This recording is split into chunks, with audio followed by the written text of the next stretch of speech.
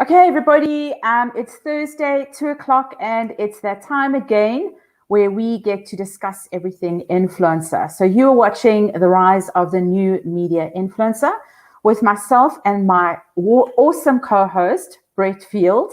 We were chatting earlier off air on how it's so awesome to be in business nowadays, especially in the digital marketing and influencer business, because these are two areas that are absolutely exploding. So if you are tuned in, a warm welcome to you. And as always, these are the three main things that I want you to do. Number one is say hi in the comment section. We always want to connect with you, acknowledge you. The show is designed for you, the influencer. We discuss everything around how to build your business, how to grow your business, and how to represent yourself professionally when it comes to being an influencer. Not only that, the other thing that I'd love you to do is connect, whether you connect with anyone that is watching the show, the other audience members, and with ourselves.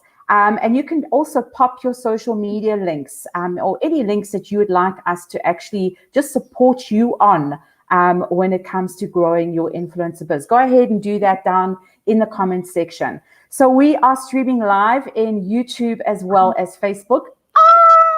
This is a new chapter for me and my business. I must admit that it's through the guidance of Brett Fields that I'm taking bold steps. Every time I learn something from him, I'm implementing it into my own business.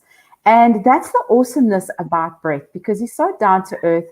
He gives real practical, very easy to implement kind of examples and how-tos. And that's why it's always such a pleasure for me to have him on board. So Brett, a warm welcome to you. How's it and how are you doing? I always love coming on this podcast because you always say such nice things about me. So it just makes me feel good about myself. So thanks for that. For no other reason, I'll come for this. So this is your good dose medicine every week that you get from me. Absolutely. It's therapy. Listen, I hope it's more than that. Really, I would like to be seen as an influencer myself. So yeah, I hope it's for other reasons too, Brett. Absolutely. Oh, anyway, okay. So today's subject is something that I picked up on last week, which we kind of briefly mentioned. We stuck out there, and I don't know if anyone else picked up on it, but I want to talk a little bit about clickbait. What that means, is it a viable marketing strategy to use? And then not only that, I also want to talk about how to grow our influencer business. So we want to talk a little bit about other marketing applications or tactics that we can use in our business to actually help us grow our following. So let's kick it off, and I'm going to hand over to you. I want to know what clickbait is. What does it mean? And what are the do's and the don'ts? What are the pros and the cons? So clickbait has somewhat changed in its definition. It was originally nothing more than really, really fantastically well-written headlines by off-the-charts great copywriters. What's happened is that the tactics that they developed to write great copy somewhat got hijacked by the unscrupulous, and it was used in a way to not just bait people in, but to bait them in to divert them to something different.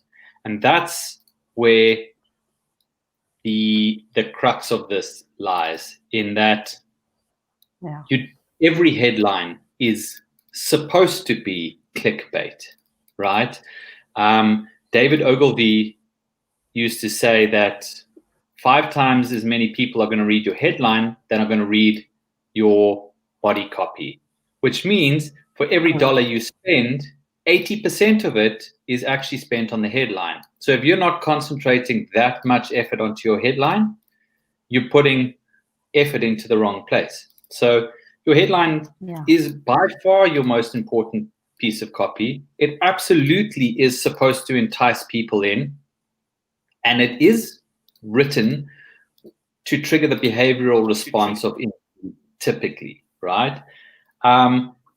And clickbait's going to use emotive language. It's going to speak to our human needs to be loved, eat, sleep, not die, procreate. You know, these are the triggers, the emotional triggers, and behavioral triggers that these headlines are written about. And it really comes down to the intention of the writer beyond the headline. And that's the difference between clickbait on the bad side and clickbait on the good side. If you bait me in, if you've got a headline that's written and I go, ooh, I mean, I love clickbait. It's my best. I absolutely love it. When it lands me somewhere and I go like, wow, great. You pulled me in, you had intrigue there. I couldn't not click on it. And there's nothing better than being primed like that, landing on a piece of content beyond that headline that is as enticing and as rich and on point beyond the headline. To the opposite extreme, though, when I land on something and I go, wow, this headline's got me. I know I'm being baited in, but I have to see it. And then I go there and it's not even the same topic. You've tried to pull me in on something, whatever, sports type headline. You'll never believe what happened when X, Y, Z. And I go, well, you're right. I won't believe it. Let me go and have a look. And I land there and it's diet pills. That's just pure dirty clickbait. And then the other side is when journalism obviously got a hold of this advertising type copywriting formula of enticing copy, clickbait, and it's been used equally so for good and bad. There's something enjoyable about reading a headline and going, you guys just nailed it. There's this little word at the end there that just makes me not, like, even if I've scrolled past it, then I find myself kind of pulling back and going, well, let me actually go. I can't get it out of my mind. I've got to go and read it. And I love it. Only when I land there and the journalist has written an article that is about that, the headline is actually not misleading. And that's where it becomes important. Did you mislead me, or did you entice me? And both of them are clickbait. An enticement is clickbait, but when you've misled me, then you've baited me in, but you've baited me in for some unscrupulous reason. And this is a huge part of journalism, and it's everywhere that there's a headline, there is clickbait. Yeah, and that's what I'm starting to see. Everywhere where there is a headline, there is clickbait. And in fact, clickbait has been used in marketing as a tactic for a number of years. So yeah, I'm going to get into that a little bit. I just see that we have a couple of more people that have jumped on. How's it? A warm welcome to you. You are watching The Rise of the New Media Influencer, featuring Brett Field himself. We're talking about how to actually use clickbait to entice your viewers. And there's a couple of things that Brett has gone through. One of them is that, yes, clickbait is an emotive way. It touches on the senses, whether it's emotive on a provocative way, emotive in a behavioral way. It actually just highlights those triggers, which is quite a unique way of actually positioning anything in front of an audience. This is one where you can actually entice or hook as we call it in marketing, hook an audience to come towards the actual bigger event or article or whatever the case may be. But with that, Brett says that there's also dirty ways of doing and using clickbait. And one of them is putting the sensational kind of headline out there, but when you arrive at the actual copy or article or video, whatever the case may be, actually speaks about something totally different, not about what the headline has led you to believe. And that is the dirty way of using clickbait. Now, there are these out online. I'm not going to deny it. There are a lot of people who use this kind of tactic. And I think going forward, that's what we need to be aware of. So for us to start to use it, yes, use it in an emotive way, using the emotion as well as the behavior behind it, but be real. I think the big thing here, and this is something that Brett always says, is use the value. Always make sure that you bring value, whether it's in the headline or whether you are positioning content, that it is of high value and that whatever they're clicking onto, that they actually are delivered and they gain more value when they actually get to see it or experience it. So I just want to say a warm welcome to Mpho. I see that you're back online. Thanks for joining us. I know that you've watched one or two of the other programs as well. Such a awesome place to be. Thanks. So glad I caught this. I'm glad you caught it too. If you are online and you want to just pop us a hello, how's it? Please go and do that. Comment down below in the comment section. We'd love to hear you, just acknowledge you as well. And if you are an influencer and you want some support, go and drop in your social media links just so that we can connect with you and also support you during your journey.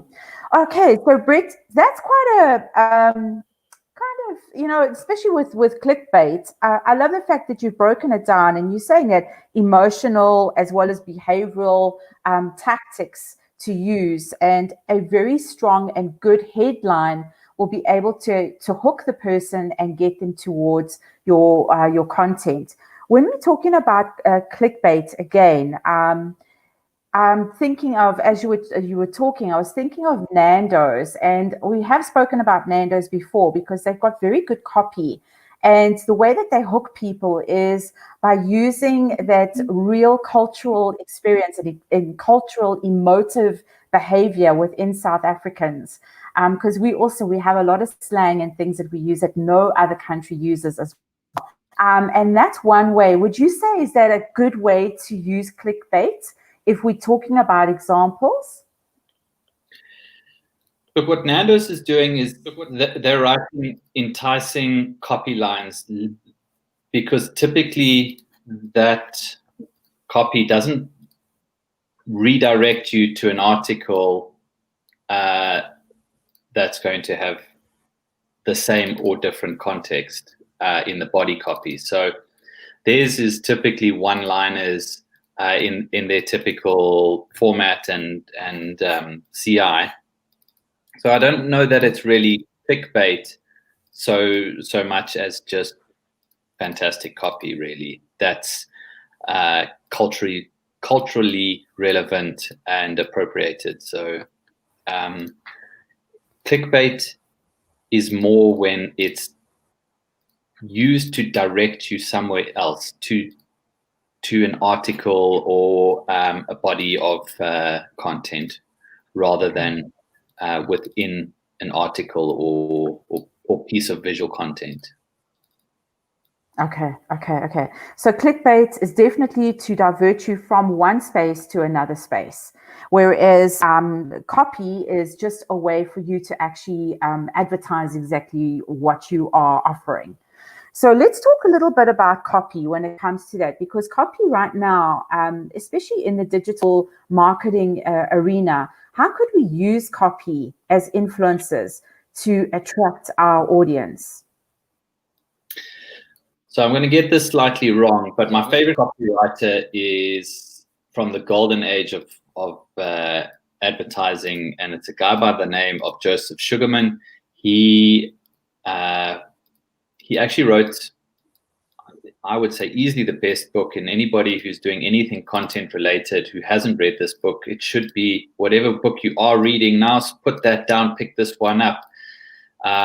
and it's the Copywriter's Handbook. It's the Adweek edition, and it was written by Joseph Sugarman. And the first thing you'll notice is that Joseph Sugarman was writing when there was no digital age yet. He was writing the original catalogs, direct mailer catalogs. And he's got, I think he called it something to the effect of the waterfall copywriting style, which is the first word gets you to read the second word, which gets you to read the headline. And that will get you to read the first word of the body copy, second, first line, and then first paragraph. And at the end of the first paragraph, it has to have a hook to go on to the next paragraph. So as much as there's clickbait in headlines, actually great copy is written with these hooks throughout, and it takes you through this ebb and flow and emotional journey,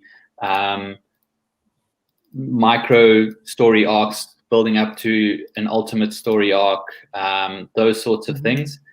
But if we look at the content environment over the last 5 years, I mean, it depends how the stat is looked at, and there's all sorts of statistics, but just to pick one of them, there's been a 600% increase in content. And I would say that that is very much on the low estimate.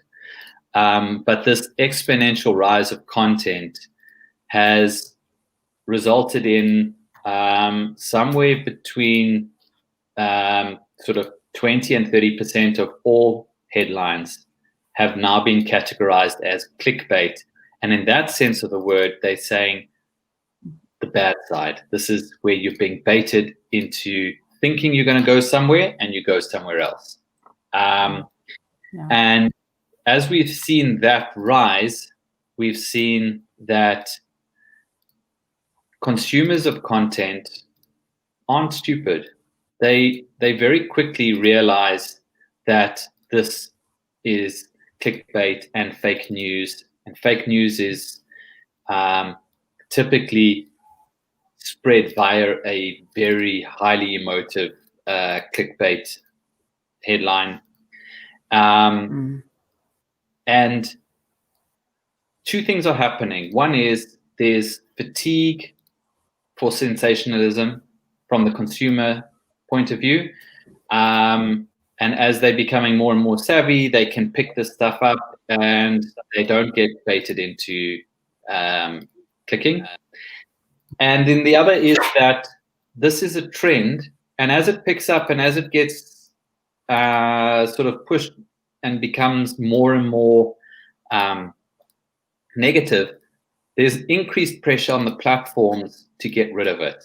And we just got to look at the clickbait propaganda scandals and those sorts of things happening in the US always around their elections, since the last one especially, and in the lead up to this current one.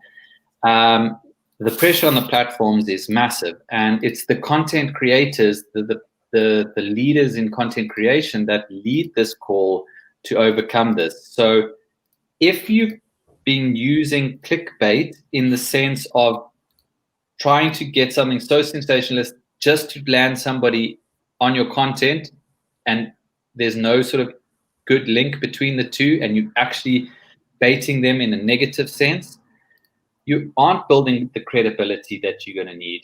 You aren't you're not building yourself as somebody who's got great content that is reliable, that is accurate.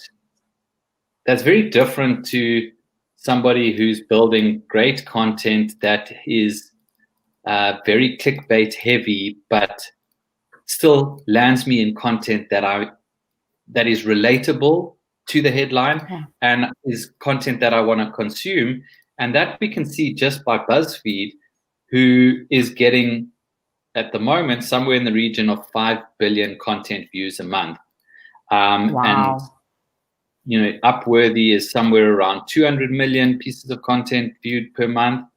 And their whole model, both of them, their models are built on clickbait, but they understand the subtleties of enticement, but with equal reward on the other side, that when people land somewhere, they still are going to consume a piece of content that is relevant to what they were baited in by.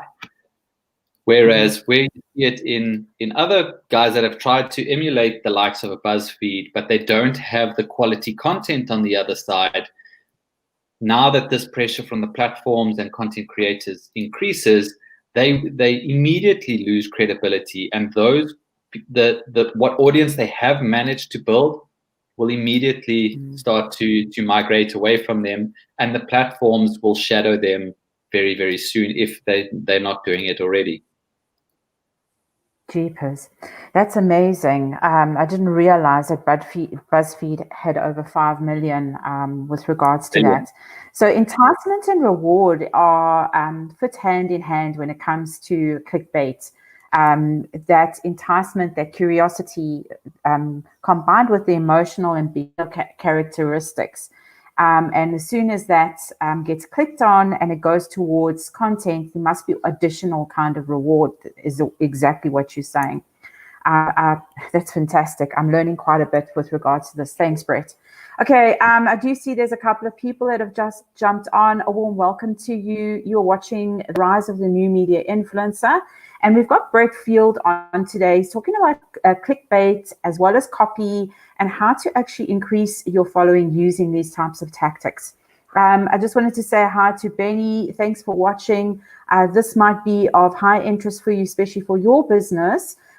This is definitely one way and one avenue that you can start to use with regards to actually allowing your business, your members to start to see all of your various travel deals as well. You can use clickbait. So listen to this quite closely.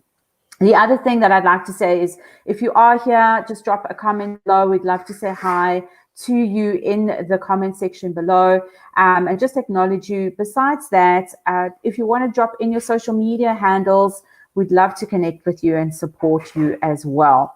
Okay, let's carry on. I just want to go over this for those of you who have missed it. But Brett was saying that there is a fantastic book that is out, that has been around for quite some time, by Joseph Singerman, and he's written a book around copywriting. It's Copywriter's Handbook. And he talks about how to use that process of waterfall copy style. So from your headline that flows into your sub-headline, into your body, and so on. And that's something that you might want to invest in going forward, especially if you're creating content and any kind of copy for your business as well. That's something that I'm going to look out for myself. The other thing that we were talking about is also the fake news thing. Let's talk a little bit around that, because I know that this hindered the elections the last time around. And there was a lot of clickbait headlines that were quite sensational around the US election. And yeah, let's just talk a little bit about that. I think everybody's going haywire today. Sorry, I hope you can hear me. So I'm going to just mute my mic and I'm going to hand over to you. Let's talk a little bit about clickbait and how it affected the elections, please, Brett. Well, we've seen it where,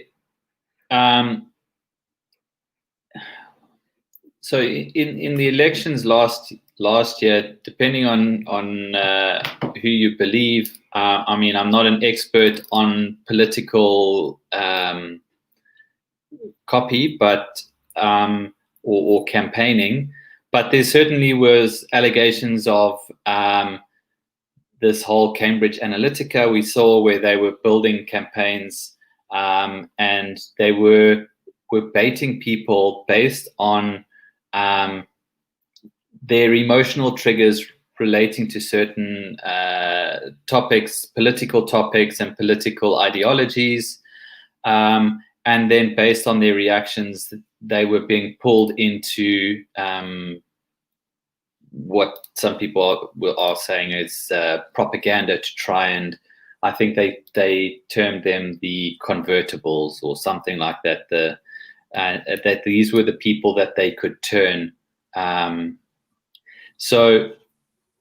what's happened is that this fake news, I know of a couple of people in San Francisco at the moment that have very, very well funded startups that are gaining huge traction, and it's all around fake news and how to spot it and how to flag it. And we've seen, actually this week, Donald Trump put out he tweeted a video, and I think it was Facebook that flagged it as manipulated content, right? And what's going to happen is that as much as influencers get to realize that the vanity metrics are becoming less and less important, and it's actually engagement that's important, the same as the bloggers are starting to realize, like, if you use clickbait just to bring people in to get your page views up, what happens? The advertisers say, well, okay, forget your page views. What's your reading time? So how long do people stay on the page? Because if it's a 12-minute article, are they there for 11 minutes? Are they there for 30 seconds? So and the same thing's happening on the platform side. And then if you're somebody who's creating content and your content is consistently being flagged for being clickbait, or and again, I'm talking about clickbait where you're taking somebody somewhere that they weren't expecting. So you've baited them negatively. You're going to get, the platforms are going to know who you are. The audiences are going to get to know who you are. You won't get any traction. So you're putting yourself so far behind. You're going to get this little spike right now, and then as you continue, you're going to get caught out, and you're going to have this big pullback, or you're going to get shadowed, or you're going to get banned. And it just doesn't make any sense. Again, it's my age old. Be patient, add value, create great content, create it consistently.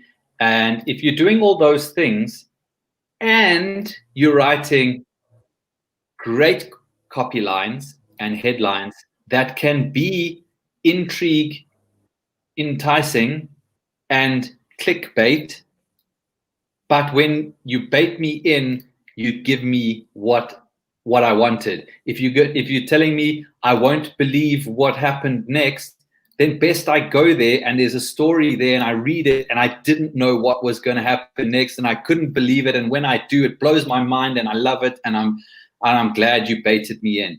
That is just good old school copywriting. It's okay. Clickbait has developed into this idea of this negative thing, and there needs to be this understanding of how they're separated and on which side of this copywriting formula you want to be on.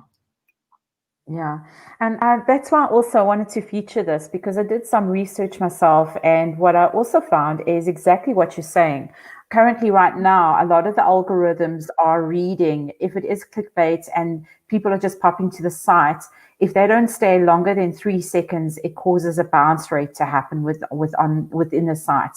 So that's a deficit, as we know, and especially in the digital world. If you have a deficit or it's a minus against your site, you lose your ranking. You actually lose that.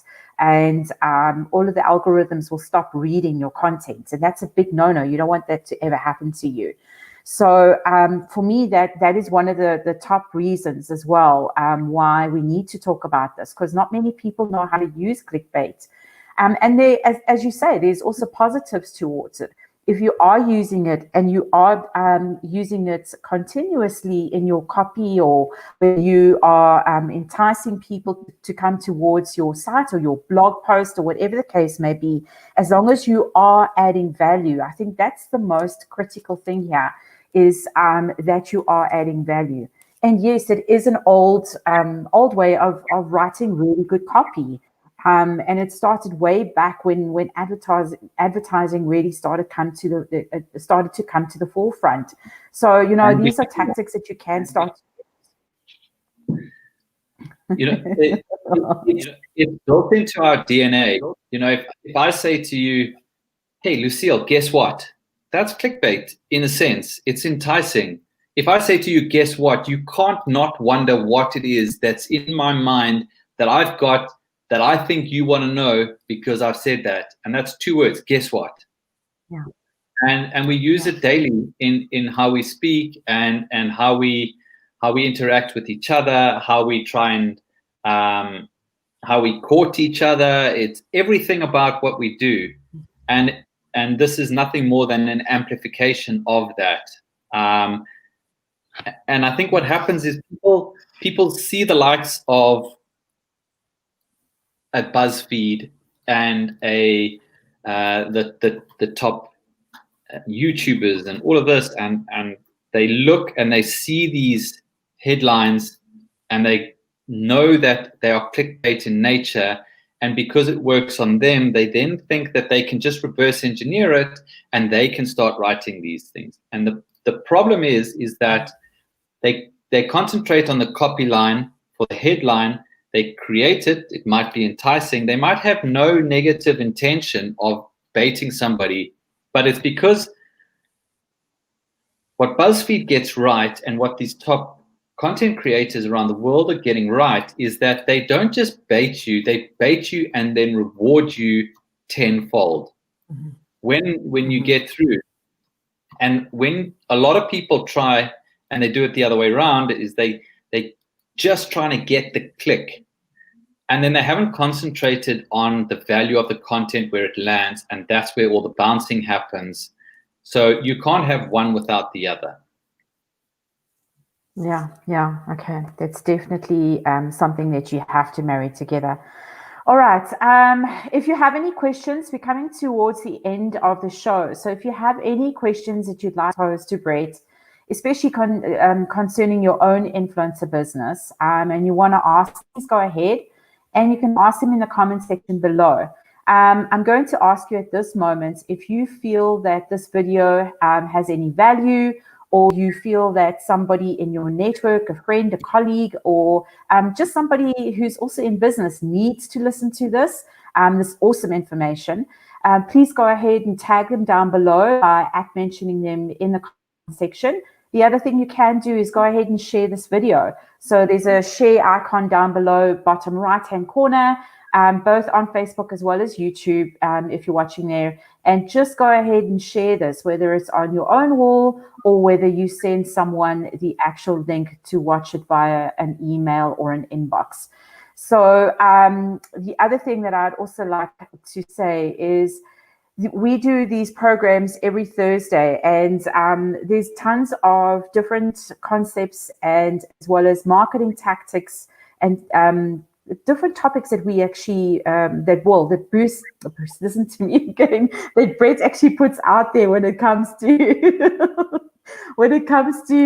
sharing knowledge. So please go ahead and look for the different videos as well. They are filled with tons of value as well as knowledge.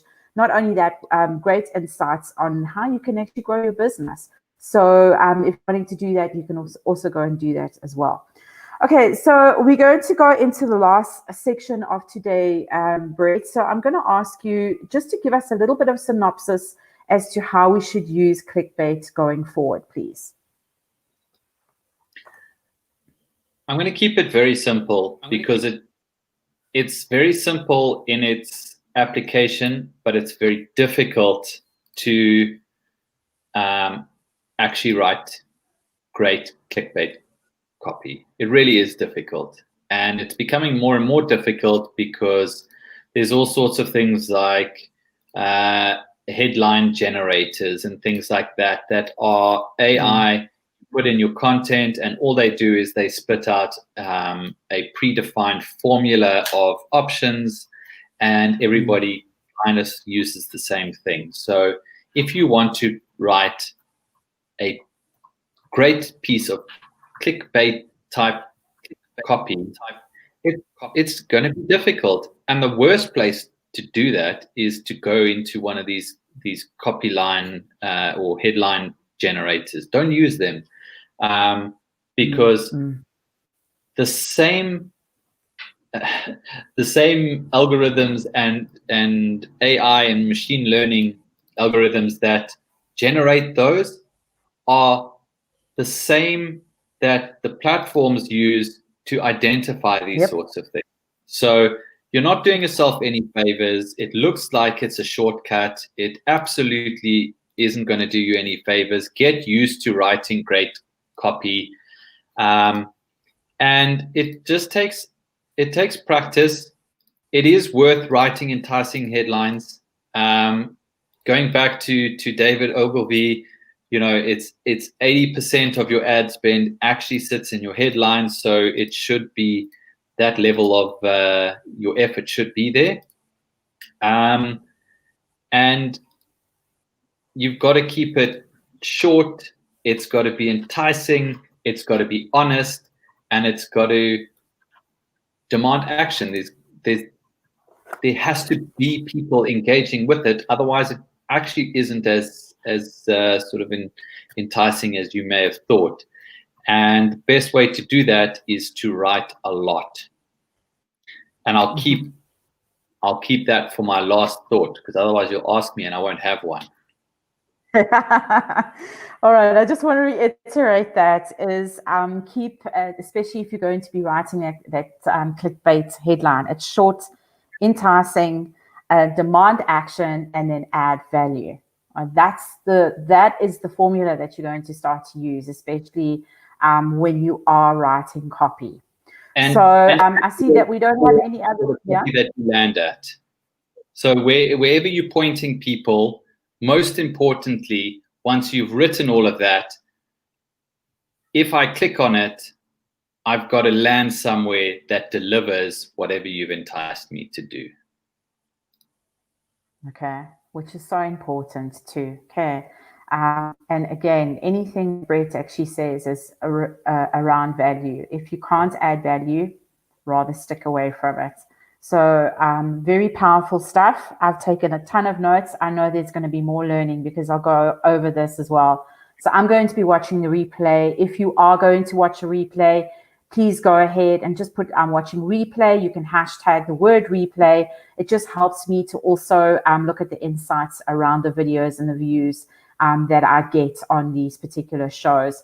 I'm going to say thank you so much for hanging out with us. Again, if this is of any value to you, or you know friends that need to hear this, especially in the copywriting arena, or even people that have a blog or are wanting to use this information to be better copywriters for their business, go ahead, tag them down below in the comment section. If you don't want to do it on a public forum, go and send them and share this video inside their inbox or else on your wall, and let them actually be exposed to this learning and understanding.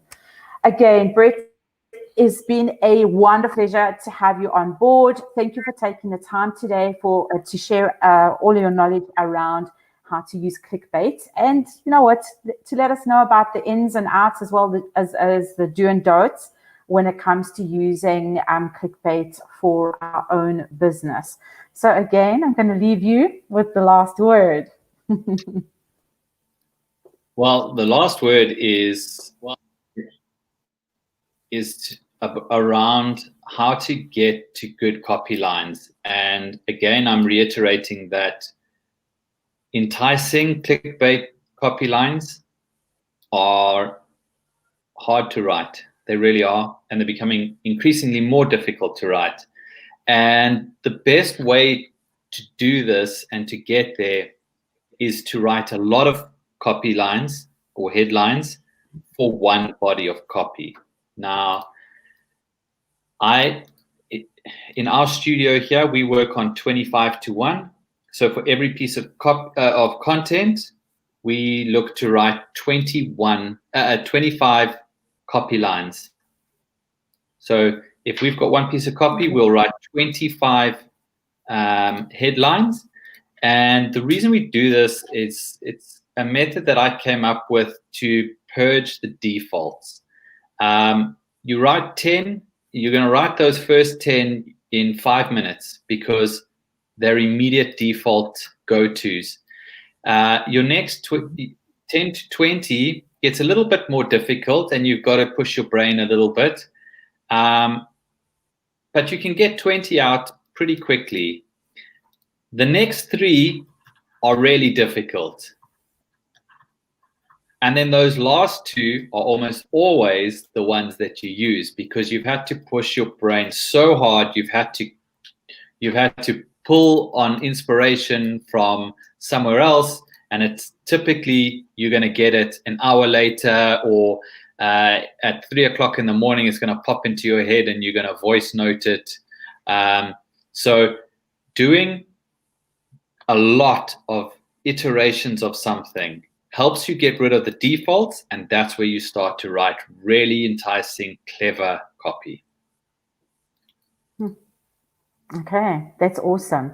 Again, it actually reminds me of doing a rehearsal. You know, if you're doing a dance rehearsal or something, you just go at it one after the other. Just keep on practicing, and yeah, you eventually get it to perfect. So that's a brilliant way to actually look at writing a good clickbait headline. Fantastic. Thanks for that share, Brett. It was awesome having you on board. And thanks to everybody for watching. Thanks for being here. And again, go ahead and share all of this great knowledge. Thanks for hanging with us, everyone. Cheers. Bye.